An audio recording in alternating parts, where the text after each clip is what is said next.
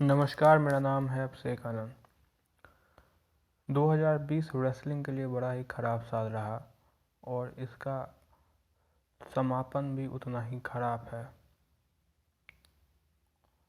Wrestling दुनिया ने एक होनहार, काबिल, मेहनती और एक अच्छे इंसान को खो दिया।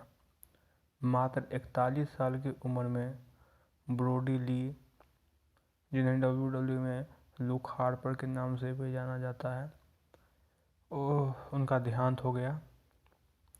उनकी पत्नी ने सोशल मीडिया पर जानकारी दी कि ये फेफड़े से जुड़ी हुई बीमारी है, लंग से जुड़ी हुई बीमारी थी, जिसका वो सामना कर रहे थे कुछ महीनों से, और उन्होंने वो इस जंग को जीत नहीं पाए और उनका देहांत हो गया।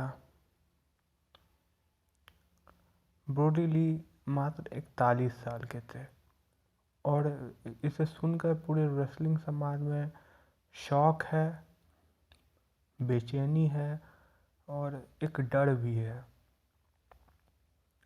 कि एक डर इसलिए है क्योंकि उनके बच्चे छोटे हैं और किसी के भी छोटे बच्चे होते हैं और 40-41 साल की उम्र में कोई मर जाए तो उसके बच्चों के लिए, उसके परिवार के लिए, उसके फ्यूचर के लिए तो डर किसी भी व्यक्ति को होना स्वाभाविक है। जो उनके प्रशंसक हैं, फैंस हैं, जो उनके परिवार के लोग हैं, जो उनके दोस्त हैं, उनमें बहुत दुख है और दुख स्वाभाविक भी है। हमारे तरफ से, हमारे पॉडकास्ट की तरफ से उनको और उनके परिवार को इस मुश्किल घड़ी में हम दुख जाहिर करते हैं। उसके अधिक तो हम कुछ भी कर नहीं सकते हैं।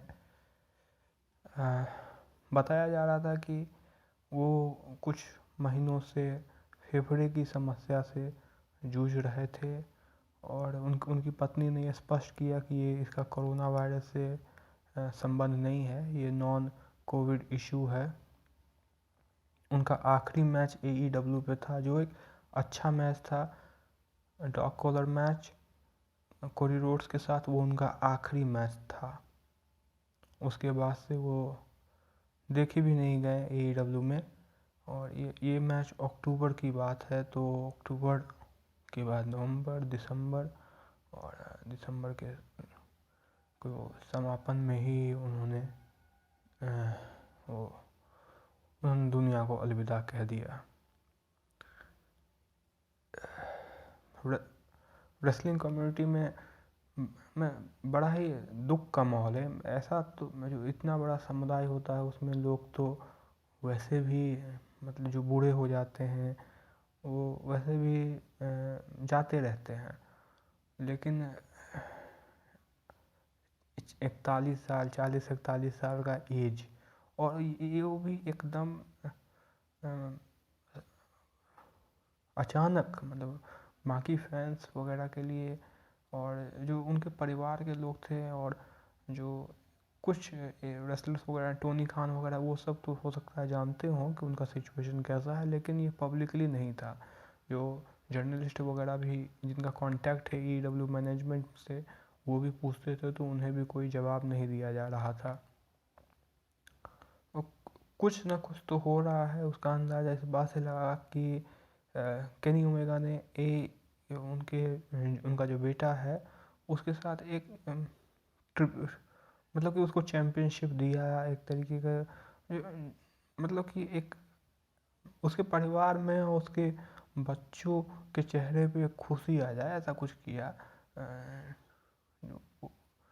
वो टेलीविज़न पे नहीं है, वो नॉन टेलीवाइज था, लेकिन उससे तो कुछ अंदाज़ा लगाया ही जा सकता था, क्योंकि जब कोडी रोड्स के साथ उनका मैच हुआ था उसके बाद शुरुआत के कुछ सप्ताहों में तो ये सोच रहे थे लोग कि वो इंजरी को सेल कर रहे हैं। जो मैच में जो उनका काफ़ी वायलेंट मैच था, ब्लडी मैच था और अच्छा मैच था, तो उस इंजरी को वगैरह को सेल कर रहे हैं। लेकिन अब जहाँ खबरें आ रही हैं और अब तो स्पष्ट है सब कुछ कि सिचुएशन ऐसा नहीं था। वो बीमार चल रहे थे या उसके बाद वो बीमार हुए, इसको लेकर स्पष्ट जानकारी अभी नहीं मिल पा रही है। जैसे ही जानकारी मिलेगी हम आपको अपडेट करेंगे, लेकिन अभी जहाँ तक जानकारी है उसके अनुसार उन्हें वो बीमारी हुआ और वो लगातार ख़राब और ख़राब होता जा रहा था।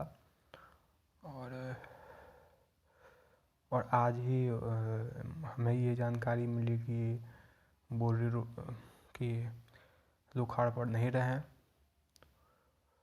लुक हार्वर्ड या ब्रोडी ली ने इसी साल अपना AEW का डेब्यूट किया था। इससे पहले वो WWE में एक वेल नोन कैरेक्टर थे। लुक हार्वर्ड का उनका कैरेक्टर था ब्रे वाइट के फैक्शन में, वाइट फैमिली में, और काफ़ी अच्छे रेसलर थे। अब वो तो नहीं रहे, लेकिन उनके जो अच्छे मैचेस हैं, जो उनका काम है, वो तो रहेगा हमेशा के लिए। और इस मौके पर हमारे तरफ से उनके परिवार के लिए पूरी सहानुभूति है। और जो रेसलिंग फैंस हैं वो उनके बच्चों के लिए और भी प्रे करें कि भगवान उन्हें ताकत दे कि इस सदमे से वो उबर सके।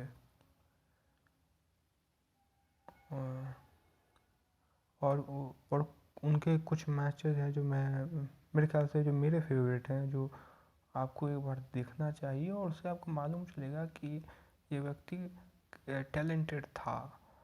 और लुक हार्वर्ड का बेस्ट सिंगल मैच जो WWE में था वो डॉल्फ ज़िगलर के साथ था। वो TLC पेपर व्यू पे था कुछ साल पहले। और वाइट फैमिली का और शील्ड का उनका फैक्शन था, और शील्ड जो फैक्शन था 6 मैन टैग मैचेस हैं, काफ़ी बेहतरीन मैचेस हैं। वो उन मैचेस को देखिए। और उनकी खासियत थी कि डेफिनेटली वो ब्रूजर ब्रोडी को आइडियलाइज करते थे। वो दिखता भी है। और मतलब कि वो काफ़ी ज़्यादा डाइव भी कर सकते थे। वो काफ़ी ज़्यादा एथलेटिक थे। वो जॉन सीना के साथ भी उनका एक मैच है, ये आपको रेसलमेनिया में जॉन सीना ब्रे वाइट के मैच से पहले का ये मैच है। उसी साल का होगा, तो ये 2014 का मैच होगा। तो इस मैच को भी आप देख सकते हैं। तो ये सारे अच्छे मैचेस हैं। इंडीज़ में भी अच्छे मैचेस हैं। AEW में उनका जो हाई प्रोफाइल मैच रहा वो जॉन मॉक्सली के खिलाफ पेपर व्यू पे था। वो जॉन मॉक्सली के साथ उनका वर्ल्ड चैम्पियनशिप का मैच था। सबसे हाई प्रोफाइल मैच उसी को माना जाएगा क्योंकि पेपर व्यू पे था वो, और मेन इवेंट माना जाए उसे। तो और वो TNT चैम्पियन भी रहे AEW में। उन्होंने WWE को छोड़ा कि वो वहाँ पे खुशी नहीं थे। वो मानते थे कि उन्हें अंडर यूटिलाइज वो थे, जो कि वो थे अंडर यूटिलाइज वो थे।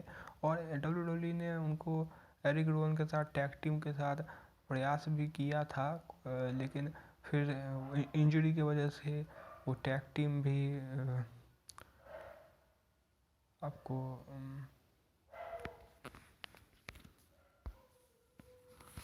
ठंडे बस्ते में उसे भी डाल दिया गया। और फिर बाद में उस तरीके से उनको पुश नहीं किया गया। अंडर यूटिलाइज थे। उन्होंने WWE छोड़ के एक रिस्क लिया था। गारंटी कॉन्ट्रैक्ट छोड़ना उस व्यक्ति के लिए जिसका फैमिली है, परिवार है, मुश्किल होता है। लेकिन उनका ये संकल्प था और उन्होंने और पैशन था कि रेसलिंग में तो उनको और अकॉम्प्लिश करना है। इसके लिए उन्होंने WWE को छोड़ा और AEW में उनका डेब्यूट हुआ। ये दुर्भाग्य है कि उनका जो डेब्यूट हुआ वो कायदे से AEW का सबसे न्यूयॉर्क में उनका डेब्यूट होना था। न्यूयॉर्क के वो खुद थे। वो AEW का उस समय माना जा रहा था क्योंकि न्यूयॉर्क एक ऐसा मार्केट है जिसमें AEW पहली बार था और एक बड़ा क्राउड जो है वो आने वाला था, वो उस शो को माना था कि वो सोल्ड आउट हो जाएगा और एक बढ़िया इलेक्ट्रिक माहौल रहेगा, वहाँ पे वो डेब्यूट करेंगे तो एक बड़ा मोमेंट रहेगा। लेकिन कोरोना वायरस की वजह से ऐसा हुआ नहीं, वहाँ पे कोई फैंस वगैरह नहीं थे।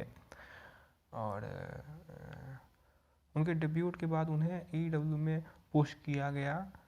और जैसा कि हमने बताया कि वर्ल्ड चैम्पियनशिप पिक्चर में भी वो रहे और TNT चैम्पियन भी थे। उनका आखिरी मैच भी कोडी रोड्स के खिलाफ था।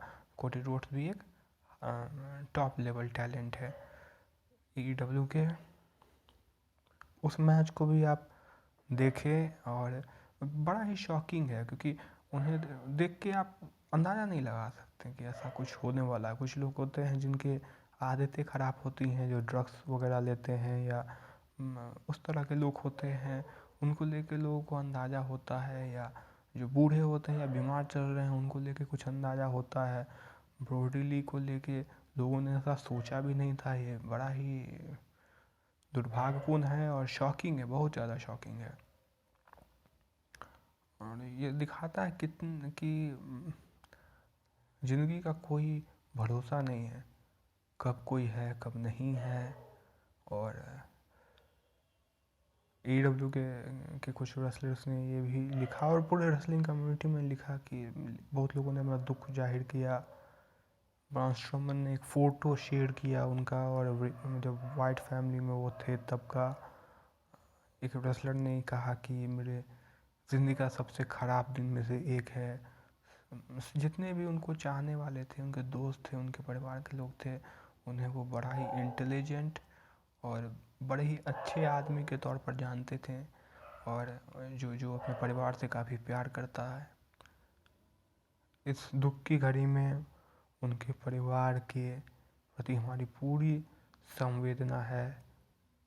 इस मुश्किल घड़ी को झेलने के लिए उनके परिवार को और उनके साथ जिन लोगों ने काम किया, वो उनके ऊपर बड़ा छाप था उनका। और पूरा रेसलिंग समुदाय दुखी है। हल्क होगन ने भी ट्वीट किया, ट्रिपल एच ने ट्वीट किया, AEW के मालिक टोनी खान ने ट्वीट किया। ट्वीट पे सब ने अपना दुख जाहिर किया। पूरे रेसलिंग समाज में दुख का माहौल है। और ये इस तरह का जब देहांत होता है तो जो रेसलिंग फ़ैन नहीं भी है वो भी रिलेट कर सकता है। ये एज जाने के लिए किसी के लिए भी सही नहीं है। धन्यवाद।